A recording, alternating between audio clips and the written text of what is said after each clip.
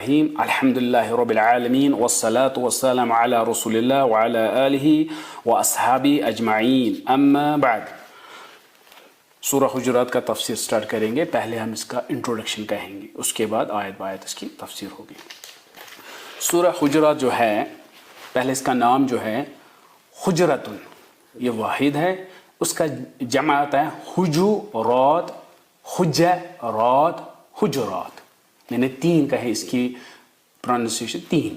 ایک ہے حجرات, حجرات, حجرات, تینوں اس کے صحیح ہیں, کیونکہ جو حجرتن ہے یہ فعلتن کے وزن پر ہے, اور اس فعلتن کے تین جمع آتے ہیں, تین قسم کے. کبھی آتے ہیں فعلاتن, فعلاتن, فعلاتن, یعنی میں نے جیم پہ دمہ, فتح اور جزم, تینوں اس کی پروننسیشن, اس لیے کبھی حجرات, حجرات, حجرات, تینوں صحیح ہے. آگے آئے گا اس پر بھی اس وقت کہیں گے, یہ کچھ قراتوں میں بھی استعمال ہوا ہے, وہ ہم آگے دیکھیں گے. اس کے بعد جو سورۃ الحجرات ہے یہ مدنی سورہ ہے, مدنی سورہ. تو یہ کیا مدنی سورہ کیا ہوتا ہے, مختصر اس کے بارے میں کہیں گے. مکی سورہ, جو سورہ ہیں قرآن کے 114 سورہ, ان کو تقسیم کیا گیا ہے, یا تو مکی سورہ یا مدنی سورہ ہے. مکی سورہ اور مدنی سورہ کسے کہتے ہیں؟ ہمیں پتہ ہے رسول اللہ جب 40 سال کے تھے تو نبی رسول بنے. اس کے بعد انہوں نے 13 سال نبوت کے بعد 13 سال مکہ میں گزارے. اس کے بعد ان کو ہجرت کرنی پڑی. ہجرت یعنی مکہ سے مدینہ جانا پڑا, اور جب وہ مدینہ گئے وہاں پھر 10 سال انہوں نے گزارا. اس کے بعد اس کی فوت ہو گئی. تو مکہ میں کتنے سال رہے؟ 13 سال. مدینہ میں 10 سال. جو یہ ہجرت کرنی پڑی اس کو, اسی کو رکھ کے کہ ہجرت کے بعد جو نازل ہوا, چاہے پھر وہ مدینہ میں تھا, مدینہ سے باہر تھا, مکہ واپس آئے ایک دن کے لیے, اس سے فرق نہیں پڑتا ہے, ہجرت سے فرق پڑتا ہے. ہجرت انہوں نے کی, اس کے بعد جو نازل ہوا اس کو ہم مدنی سورہ کہتے ہیں, اور ہجرت سے پہلے جو سورہ نازل ہوئے اس کو مکی سورہ کہتے ہیں. اس لیے کہتے ہیں مکی سورہ کیا ہے؟ ما نزل من القرآن علی النبی, جو نازل ہوا رسول اللہ پہ قبل ہجرہ الی المدینہ, قبل ہجرت الی المدینہ, مدینہ ہجرت کرنے سے پہلے. پھر چاہے وہ وَإِن نَزَلَ بِغَيْرِ مکہ, چاہے وہ مکہ سے باہر بھی رہے. ہاں, اسی طرح مدنی جو مدینہ ہجرت کے بعد نازل ہوئی. اب یہ جو سورہ ہے یہ مدنی سورہ ہے, یعنی انہوں نے ہجرت کی, وہ مدینہ میں تھے, ہجرت کے بعد یہ نازل ہوئی, اور یہ نازل ہوئی تھی 9 ہجری میں, 9 ہجری میں نازل ہوئی تھی. اور اس کے 18 ورسز ہیں, 18 آیتیں ہیں اس کی. اور اگر اب جب ہم تفسیر دیکھتے ہیں, اس تفسیر میں ہم انٹروڈکشن میں دیکھتے ہیں یہ مثانی ہے, کہتے ہیں یہ مثانی میں سے ہے. یہ جو سورہ حجرات کس میں ہے؟ مثانی. وہ کیا ہوتا ہے مثانی؟ چونکہ علوم القرآن میں سارے آتے ہیں, ہم یہاں ہلکا ہلکا ان کے بارے میں تھوڑا سا پڑھیں گے. سنن دارمی حدیث نمبر 3353 میں ہے کہ قرآن جو ہے اس کو تقسیم کیا گیا ہے 4 چیزوں, 4 میں. ایک کو کہتے ہیں سبع طول, سبع طول. دوسرا والمئین, تیسرا مثانی, چوتھا مفصل. تو 4 چیزیں. سبع طول جو ہے اس میں 7 سورہ آتے ہیں. سورہ بقرہ طویل ہیں, فاتحہ کو چھوڑ کے اس کو مانا جاتا ہے انٹروڈکشن ہے. تو سورہ بقرہ سے لے کر ہونا چاہیے سورہ انفال تک 7 آتے ہیں نا. تو مگر اس میں توبہ بھی آتا ہے, کیونکہ توبہ کو بسم اللہ الرحمن الرحیم نہیں ہے, لہٰذا اس کو مانا جاتا ہے انفال اور توبہ ایک ہی سورہ ہے اس حساب سے. تو لہٰذا سورہ بقرہ سے لے کر سورہ انفال, سورہ توبہ تک جتنے سورہ 7 آتے ہیں ہمارے اس حساب سے, ورنہ 8 ہیں, 7 سورہ آتے ہیں, تو ان کو بولتے ہیں سبع طول. کیوں؟ کیونکہ یہ تورا کے ساتھ جیسے تورات میں احکام زیادہ تھے, ان میں احکام زیادہ ہے, تو اس وجہ سے تقسیم کی ہے. دوسری تقسیم ہے مئین. مئین اس میں ان سوروں میں جو مئین ہیں جو سورہ نمبر 10 سے لے کر سورہ نمبر 35 تک ہے, ان کو مئین کہتے ہیں, کیونکہ ان میں اللہ کی پریز زیادہ ہے, حمد زیادہ ذکر ہے ان میں, اس لیے ان کو ایسے کہتے ہیں. تو لہٰذا دوسری تقسیم ہے سورہ نمبر 10 سے لے کر سورہ نمبر 35 5 تک. اس کے بعد مثانی جو زبور سے ملتا ہے ان میں، اس میں سورہ نمبر 36 سورہ یاسین سے لے کر سورہ حجرات تک 49. تو لہٰذا میں نے یہی کہا سورہ حجرات کس میں ہے؟ مثانی میں سے. تو مثانی کیا ہے؟ سورہ یاسین سے لے کر چیپٹر نمبر 36 سورہ حجرات چیپٹر نمبر 49. اس کے بعد چیپٹر نمبر 50 سے لے کر باقی جتنے بھی ہیں 114 ان کو مفصل کہتے ہیں.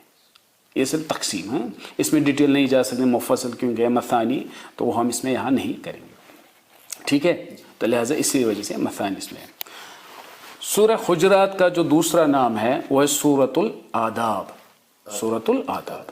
سورۃ الآداب کیونکہ اس میں ادب کے بارے میں زیادہ ہیں، جس کو مطلب عربی تمیز نہیں، جو ہم تمیز کہتے ہیں اردو میں، وہی ادب، اس کے بارے میں زیادہ ہے. تو اسی ادب کے بارے میں ہم یہ کہیں گے کہ جب ڈیلیگیشنز 9 ہجری میں زیادہ آتے تھے، الگ الگ ڈیلیگیشنز آتے تھے اسلام قبول کرنے کے لیے، مطلب ایک محلہ آتا تھا اسلام قبول کرنے کے لیے، تو ان کو پتہ نہیں تھا کہ رسول اللہ کے ساتھ ہمیں کیا کرنا ہے، کیسے بات کرنی ہے، اس کا مقام کیا ہے، وہ نہیں جانتے تھے.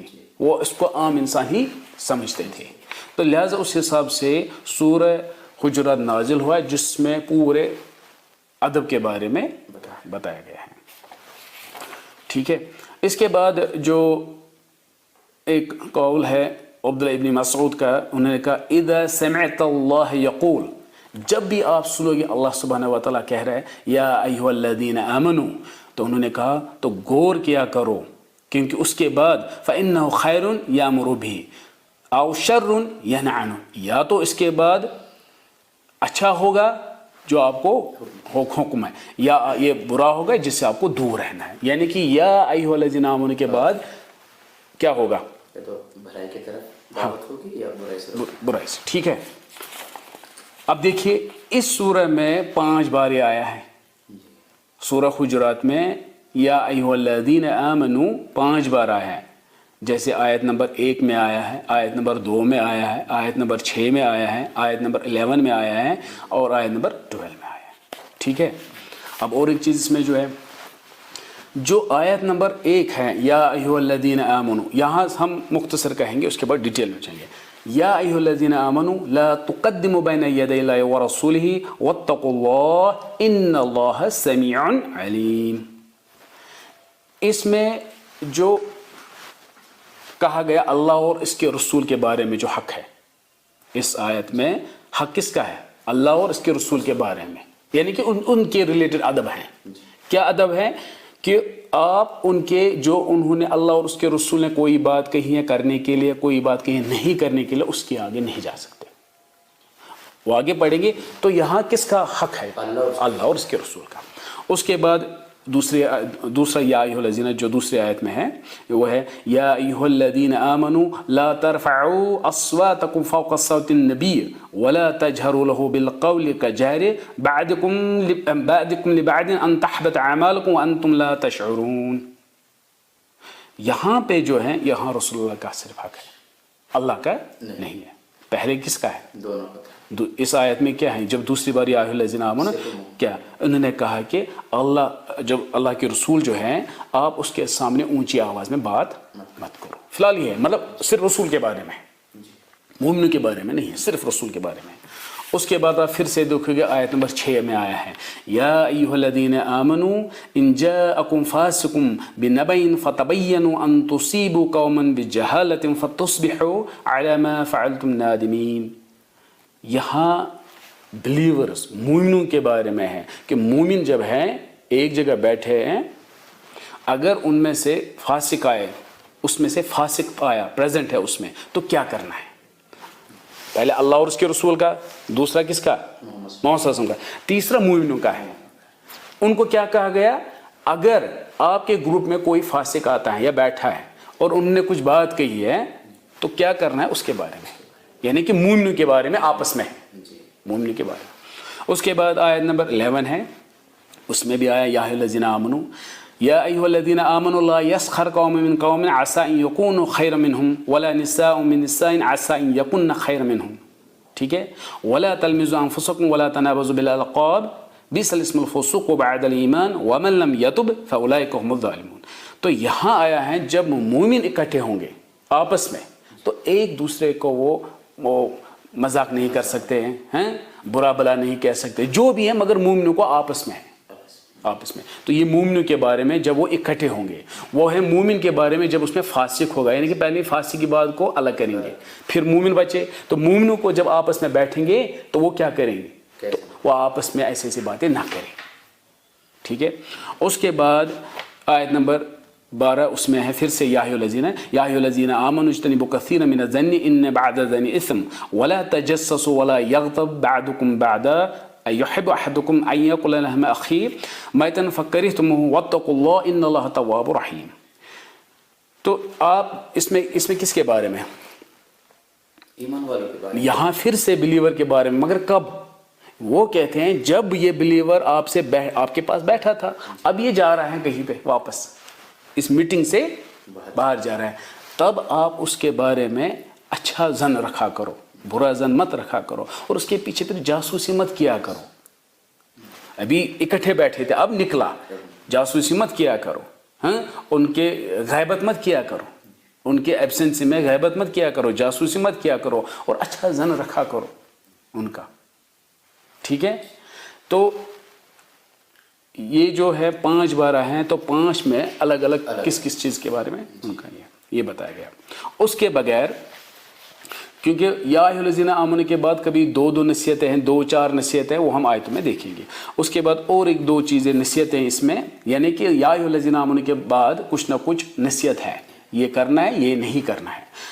مگر اور 2 آیتیں ہیں جن میں اور نصیحتیں 2 ہیں، یا ان میں یا ایھا الذین نہیں ہے مگر نصیحت ہیں، جیسے وَإِن طَائِفَتَانِ مِنَ الْمُؤْمِنِينَ اقْتَتَلُوا فَأَصْلِحُوا بَيْنَهُمَا. یہ مومن آپس میں اگر لڑائی ہوئی ہے تو کیا کرنا چاہیے، وہ اس کے بارے میں ہے. تو نصیحت ہے مگر یا ایھا الذین میں نہیں ہے. اور ایک ہے انما المؤمنون اخوۃ، آپ لوگ آپس میں بھائی ہو مومن. تو یہ تھا اس کا انٹروڈکشن، تو کس کے بارے میں سب